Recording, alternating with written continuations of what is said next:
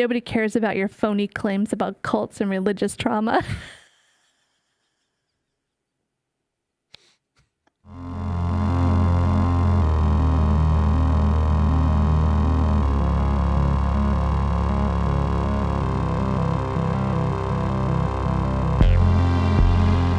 So I've been working on my TikTok game for the last week.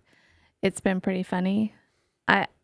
I focused on YouTube, and then I did the trials when I lost my job, and now I'm taking on TikTok as another thing. And so yesterday I posted something on TikTok. Somebody said, you need to do these things on TikTok called like carousels, and it's where pictures go through. And okay, so it's like a picture video, like kind of picture rotation video instead of a just regular video. Yeah. Okay. And so I was practicing my TikTok skills and practicing creating one of those picture carousels. And what I did was, what foods did you eat when you were in the cult? Or a question, what cult is I in based on the foods? Right. And That's a good question, though. That's a really good question. Yeah, and it made me think about all of the foods and the way that you eat as a source of behavioral control for members of cults, and kind of led me down this rabbit hole of just thinking about that. And it really was just a practice session. And that, for me, this was crazy because it got almost 10,000 views. I mean, it was just crazy. Yeah. Holy crap. For me, I mean, and I'm used to getting 10 views on the TikTok. Maybe 1,000 on a good day. On a major trending. Yeah, but normally it's like 10. And most of the time my audio is like way off. Like, I'm learning. I'm getting better. Well, that's what matters. It's just you practice, you get a little bit better every time. Yeah. I'm getting better. So I put in there the foods that were very reminiscent of my childhood in the cult. And a lot of people got it right away because it's very clearly, if you were raised a Jehovah's Witness, it's very clear what the food is. Now, because the Jehovah's Witness religion changes constantly. Yes. And they always have this thing called New Light. It's hard to keep up with what they currently believe or what they currently teach. And back then, the food was very different than what it is today. Gotcha. So back then, in the late 70s, 80s, 90s, and I left in 97, so I'm not really sure when they changed all these rules. Yeah. But I know they did. But back then, you would get like a book of tickets. Yeah, like tickets. Really? And you would have to pay for the tickets up front. And then you would buy your food, your breakfast and your lunch. Using those tickets? Using the tickets. Could you get better food if you get more tickets, or more food if you had more tickets? Or is it just you get one ticket, one meal? No, it was a variety of foods that you would give the tickets. So, for instance, one of the things I still love today from those days is frozen chocolate pudding cups. Yes, I know. And I never realized it came from Jehovah's Witnesses. Yeah, it came from, because they would freeze the pudding cups. And then by the time they brought them out for lunch, they were like in this half ice cream state, just like the best thing ever. And those were like 3 tickets. And then they would do bean burritos, and I'm pretty sure it was chicken sandwiches for like 5 or 10 All the tickets. stuff that you still eat today. I know, it's just weird stuff. Specifically lemon lime soda, no name lemon lime soda. Yeah. They would have corn chips. I remember corn chips was one of them. They would do... It's like our diet. I know. They would do these cheese danishes for breakfast. That was a big assembly food. And everything was based on the tickets. So because we were so poor, and because my mother was a full-time preacher, she was a full-time pioneer, we got the tickets at like a discounted rate. So you actually paid for the tickets, and then you could use the tickets to turn them in. So it's like it's like V-Bucks on. Yeah. That's weird. So why didn't they just like allow you to purchase using money? Because it's a system of control. Yeah. If they had people working the food lines, that were handling money, they needed to have the money in secure places that they could get to. So by centralizing it, then all the money was in these pods that you could buy the tickets before the assembly started. And it also took away your concept of understanding the value that the food actually was. That's what happens in the video game industry right now. And it's the same thing. So you're going to buy a skin for a gun, let's say. It costs 50 V-bucks or whatever. Well, then you have to do the math to translate. That's not $50. That could be 50 cents, or it could be, $500. You don't really know anymore because there's such that disconnect between what you spent on those tickets and what you're actually spending. Yeah, so maybe it would get people to spend more. Or it was just the idea that you have no idea. So it separates the idea of money from a good that they're giving you. Right, exactly. Well. Yep, that's exactly what another reason, a way to centralize the money and then to separate you from thinking about money during these times of spiritual growth or whatever. Right. Yeah. Yeah. We would get those tickets, but I never got the good food. I always got the really bad food by the end of the day because I hate those big crowds and people would swarm to get the good food, and I never got the good food. And you could not bring your lunch. That was this unwritten rule to the assemblies. You could not bring your lunch. And it used to, because I never really was able to get food, by the time I would get to the line, all the food pretty much was gone. Yeah. Even though I had tickets, the food was gone. And I'd be like, why can't I just bring a sandwich? And that's bad thinking. That's evil speak there. Bringing your own food? Yeah, you couldn't. Being self-sufficient? Oh my goodness, you could not do it. If you did that, you would get so many dirty looks. Now, there was no specifically rule against it, but it was one of those unwritten rules that you had to follow. And we've kind of come to this determination that those unwritten rules are the form of control. That it's the people within the organization that are self-policing its own members. Mm-hmm. Yeah. Using these rules that are never written down. So you're never knowing at any moment whether you're breaking rules or not. Yeah. Because you don't write them down, and it's all just this, not guilt, but shame. Yep. Wow. Yeah. They changed this later on so that they don't do that food anymore. So you have to bring your own lunch, which is what I wanted back in the day, to be able to bring my own lunch. But if I did that, I would have gotten in trouble for not supporting the organization. It was just a mess, like so stupid. And then they changed it. And so now they don't do those food.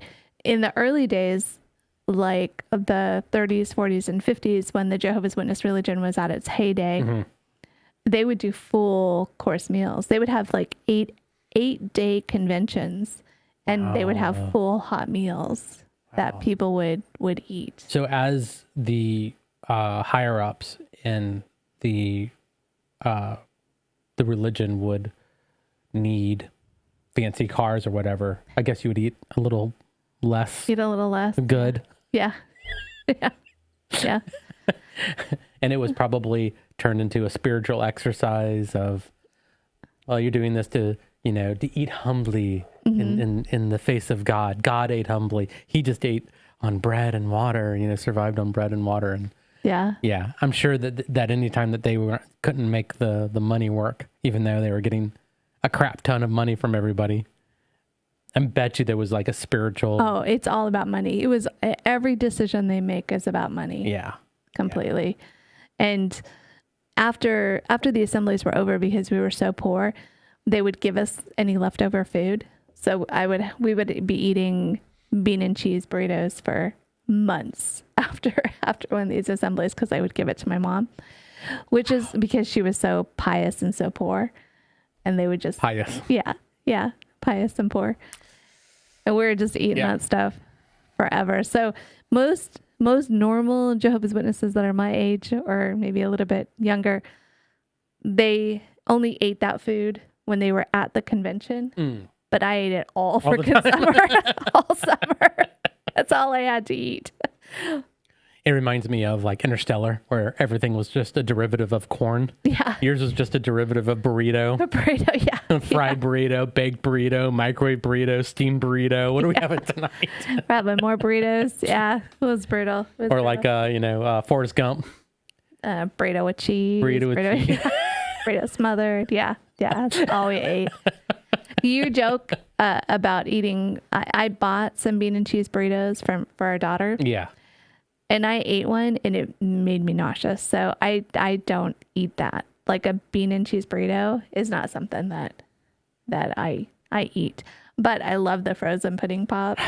Yeah. And the cheese Danish. The cheese Danish, yeah, and the corn chips. Corn chips, yeah. Mm-hmm. Still like that. Corn chips are like a good thing. But bean burritos, I think they've also gotten worse too. So it's no doubt that your stomach would have turned. Yeah, maybe back in the day they were better. I don't know. I have no idea. They were full of more chemicals and stuff now. Yeah. More lard. That's probably good back then. Yeah. Lard from the 80s. That's probably really good, actually. Another thing about the food for Jehovah's Witnesses is that when you would go to special schools, okay, you have to explain special because it would be a school that you would be invited to go to. Okay.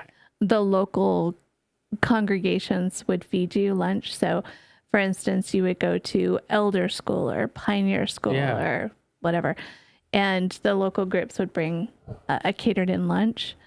And you were just like, what is this? Normally, it was really good, but the year that I went, it was bologna sandwiches. Everyone brought in bologna sandwiches.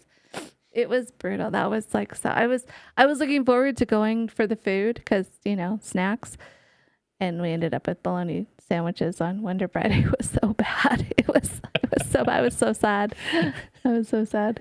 So what were some of the comments that you got on your on the TikTok carousel? The carousel.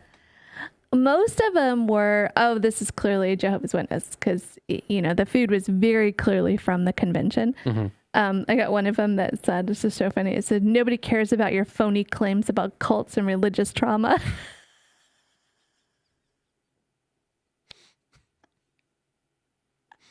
I didn't even say anything.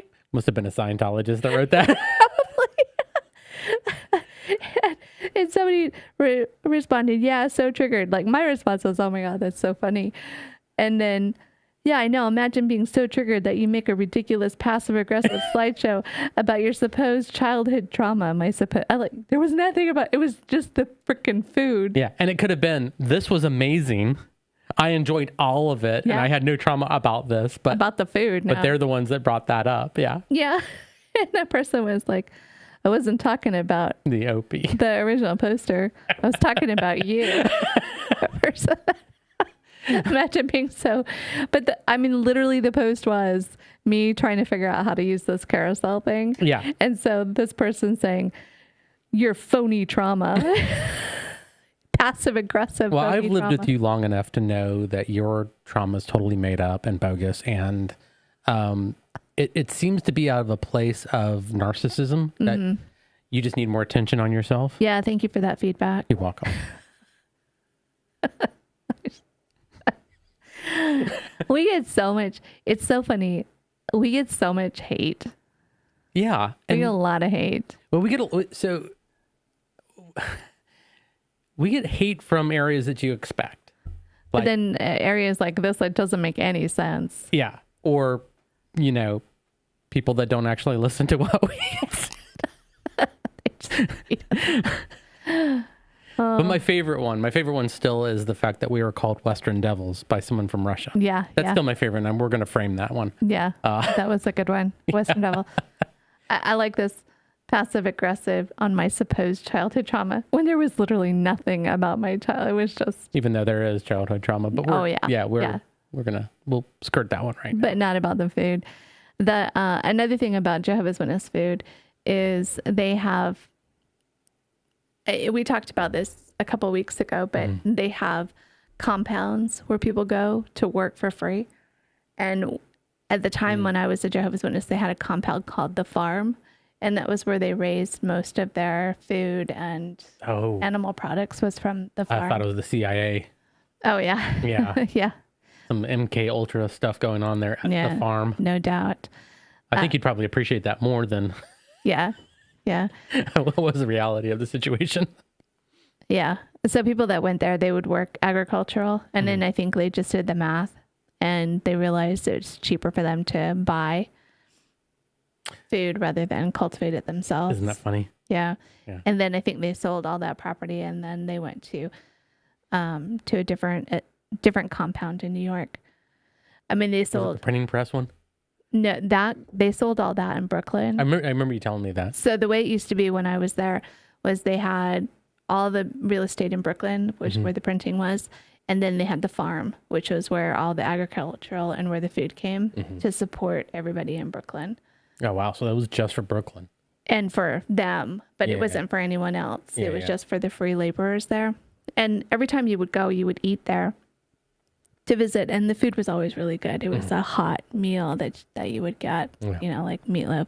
But one of the funny things is they had rules as to when you could start eating and how you passed the food.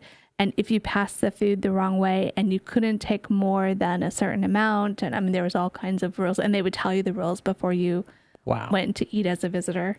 Wow. Because there was so many rules about food. Who knows what it is today? I assume there's probably, because it's all about control, right? It doesn't matter if you pass to the left or the right or you take 1 ounce or 2 ounces. It's just about controlling the narrative. Yeah. Yeah. God. It's like weaponizing food for these people. Yeah. And so we've learned that, I mean, there's a current cult leader that's on trial in Kenya for starving his members. Were they at 400, including women and children? Yeah. Yeah. And you had Nexium that.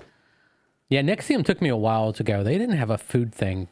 Theirs wasn't specifically food. It was the lack of food. It was controlling calorie intake was their big push because he needed all of his followers wafer thin. Yeah. So Nexium had a 500 calorie limit.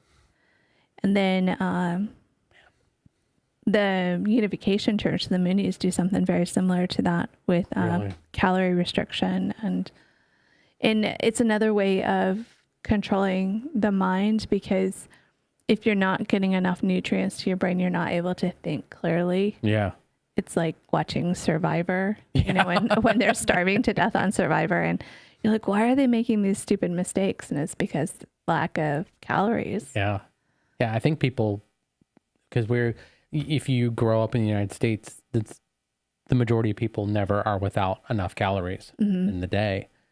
That when you're restricting that much, how much your mind fogs over and just can't think. Yeah. I mean, I get all my calories and I still can't think. So I can't imagine being under 500 calories.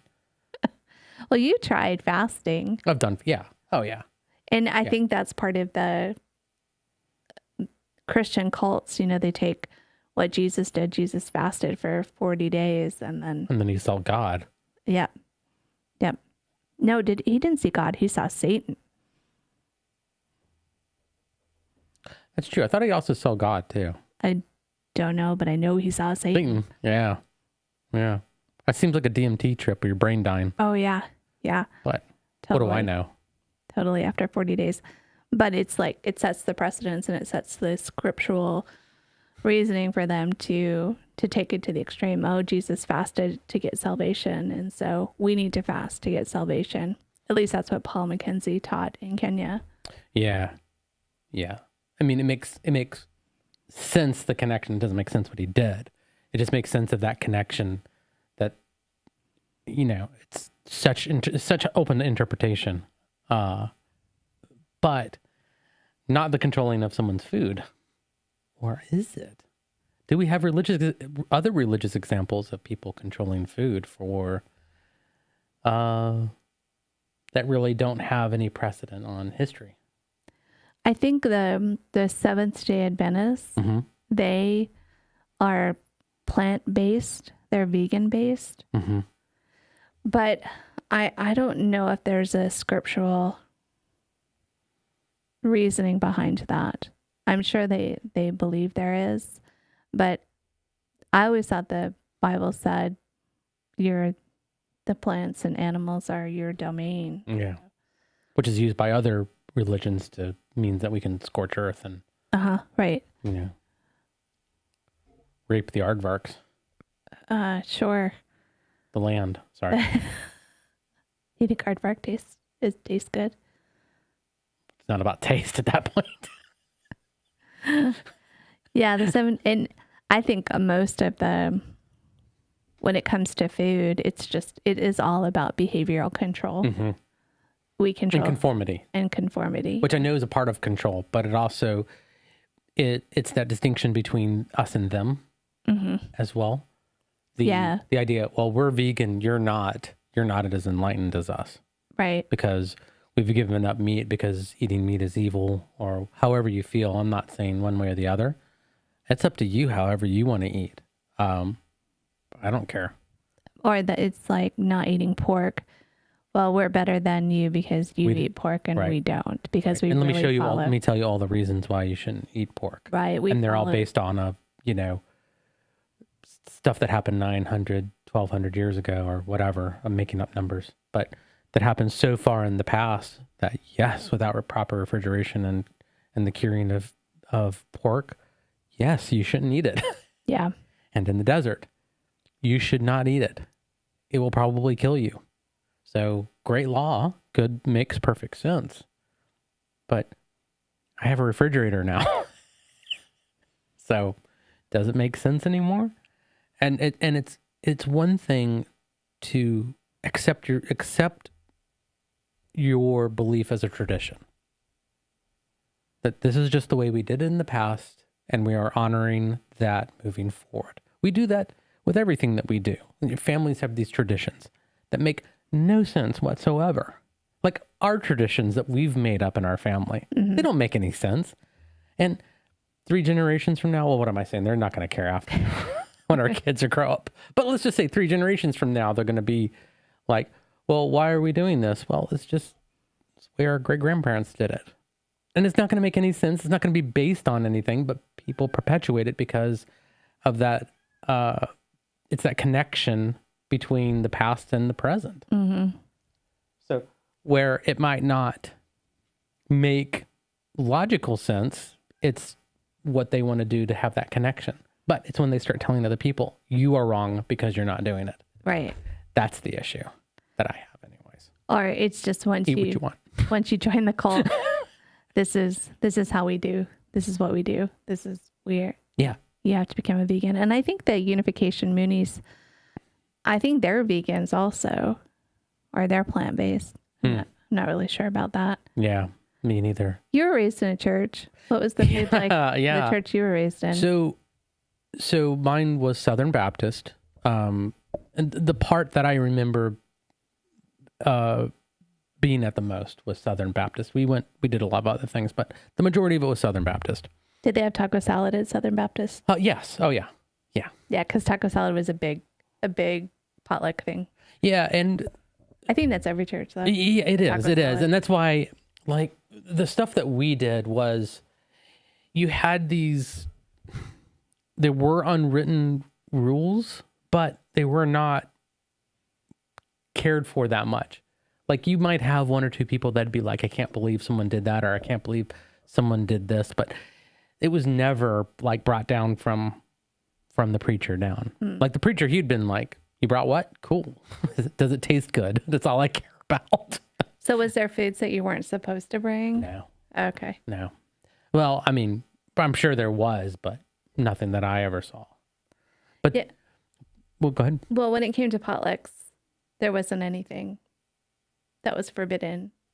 With the JWs? With the Jehovahs? Yeah. Yeah.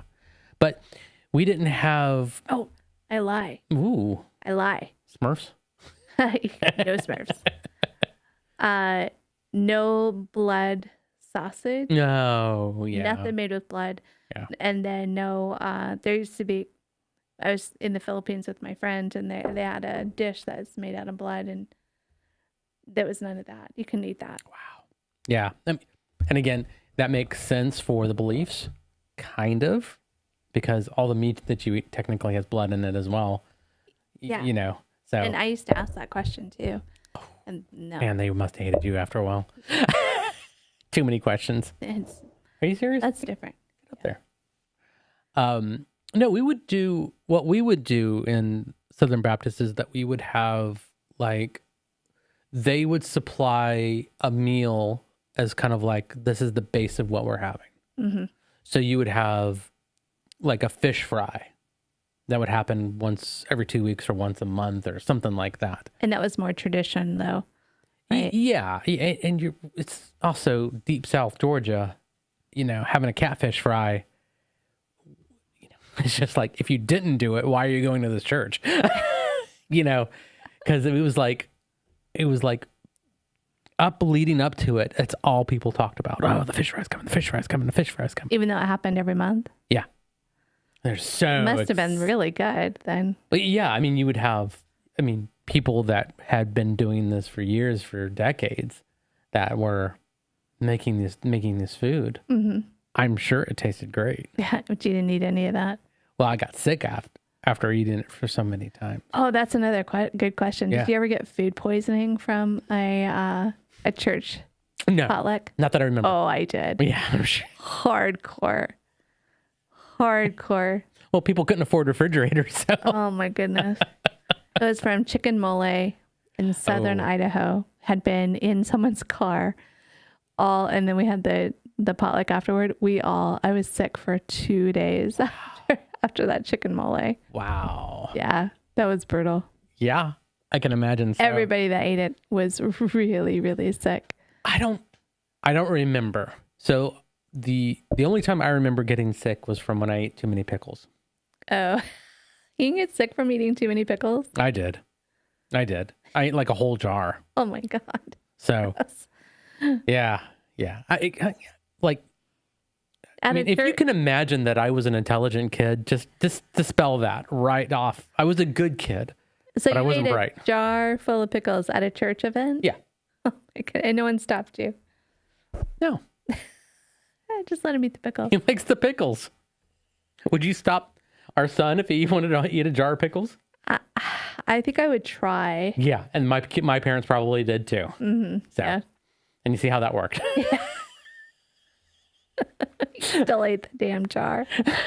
Still ate the whole freaking jar. Yeah, and so same thing happened with me with shrimp. So, like I said, my brain's got problems. So anybody that ever accuses me of being hyper intelligent, they're no. All right, so food. What was the best food that you had at church? The best. Oh, that's an easy one. That's a super easy one. Banana pudding. Ooh, yeah. That was with every potluck. There was always 3 or 4 people would bring their banana puddings. It was like banana pudding warfare. Ooh. So who could make the best one? And they, you'd always hear people like, oh, so-and-so, they're bringing their banana pudding. They're up in their game. And, so yeah, I would get like a bowl of it and just like, I think there were times I wouldn't eat any food. I would just go and have a big bowl of banana pudding and eat it. Oh my goodness. And it was so good. Like, that was not something that was ever in our potlucks. Yeah. But I can imagine it. Like, I just imagine banana pudding is more Southern thing than an Utah thing. Yeah. Yeah. Yeah. In fact, one of the, somebody on TikTok, they were like, Ohio Jehovah's Witness? And I was like, nope, Utah Jehovah's Witness. It just it didn't matter where you were in the country. Wow. I wonder if there was any differences in the way that you would eat state to state in the Jehovah's Witness when it was kind of them putting on the food. Yeah, they used to, one of their biggest draws was how multicultural the Jehovah's Witness religion was and how they appreciated people of all skin colors, of all cultures. You just had to conform. You could keep your cultural food and your cultural dress. In fact, you were encouraged, when you would go to these international conventions, you were encouraged to wear your cultural dress. And that makes sense. So people from Texas would go with like bolo ties and cowboy hats and Western formal wear. And you would see people in the traditional Korean outfits or in kimonos. And that was just, you were encouraged to do that. And then you would eat the food, the regional food, or someone would invite you to their house and you would eat the regional. As long as it didn't have blood in it, you were okay. You could eat anything, just as long as it didn't have blood. It wasn't made out of blood. Chicken, fish, meat. That didn't apply. So you would think like it would be more on the Seventh Day. So Seventh-day Adventists and Jehovah's Witnesses have the same ancestor, kind of broke off fairly early in the game. But you would think that based on the blood rule, and the blood rule is such a big deal to Jehovah's Witnesses, they can't have blood transfusions or partake in anything that has blood in it, that they would be on the vegetarian side. Well, I would think so too. But they're not. So it's more of overt blood, not... Yeah, like blood sausage or that Filipino dish that's made in blood. Yeah. But you can eat squid ink. So you could eat the... But that's not blood. Right. So... But squid ink is okay. People are weird. It's these little rules that, and oh my God, if you ever ate blood sausage, you would be disfellowshipped, excommunicated. Wow. Because that's a blood transfusion, even though it's not a blood transfusion. Yeah. It's just eating blood. Yeah. Kind of. First time I ever had blood sausage, it was like one of those little tests I did. I was like, oh, I'm eating blood sausage. Is God going to kill me? And then I ate it. And I'm like, oh, it's okay. It wasn't the best thing I ever ate. Yeah. It wasn't the worst thing. And you're like, well, they were right. I'm not going to eat that again, but not for the same reason. Right. Yeah. It's just not good. It was mediocre, I guess was we the had word. some good blood sausage when we were in Scotland too. I remember. Was that? Yeah. Yeah. I don't remember it there. I do. It was actually tasty. And I'm kind of the same way. And I think also it kind of, there's the thought of something skeeves me out more than the actual what it is. Right. And I was like, I'm just going to eat it just to tackle this little mini fear of mine. And then I ate it and I'm like, it's not bad. Yeah, Wasn't bad at all. Not great. Not great, but well, I think it's also the spices they put in it too are important. Yeah. So, enough spices is something that'll taste good. Yeah, but food and cults is a kind of a thing. Yep. Calorie restrictions. Lack of food. Dietary restrictions, how you eat, when you eat, what you eat. It's all... And why you eat. Why you eat. It's all about control. Yep. About the control of the organization. Yeah.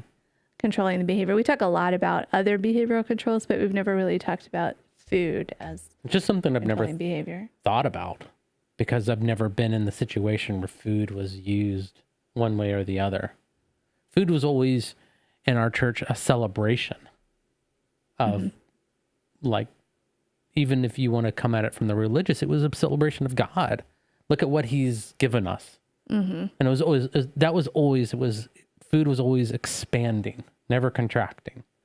And I think that's how all religions are, except for those few exceptions like Nexium and... Well, there are some that are... not really a religion, but... Yeah, there are some that are restrictive, but not as far as what the food represents. So they might have restrictions in the faith, but you always have this concept of breaking bread and sharing what you have, and like the concept I always kind of understand with Muslims is just like, if you have food and someone else doesn't, that you give it to them. Like it's always about giving and never taking. They have the restrictions and whatever, but as far as what food represents, and in most religions that I've ever seen, it's always been about what you can give to others, soup lines and stuff like that. It's always about giving to people. And I can always appreciate that, because that is a need. That's a necessity in life, is food. Yeah. So, all right. Anything else? Nope. Just a quick discussion from my experience with TikTok. Very funny. It is actually. So anyways, in the comments, let us know, like, if you were part of a religious group or a cult, what was the food restrictions that you might have had, or was there any weird food rules. Let us know, because I'm actually fascinated by this subject now. Or if you were a Jehovah's Witness, what is the changes since when I was there? Or what was a cult food that you might have eaten as well? Or that you really liked. Yeah. Or that you really liked, yeah. The frozen pudding pops, those were the frozen pudding? Yeah. Yeah, that was the best. Yeah. Now I want a frozen pudding. I'm gonna have to go get some of that. That was good. Recreate the cult in a refrigerator. I'll give you tickets. So that's what I need to do with my kids. So at least I get one. I'll give them tickets. You can pick it to get a lemon lime soda. Oh my gosh. All right, guys. Thanks a lot. Make sure you like, subscribe, and sub-like. And think for yourself. Don't be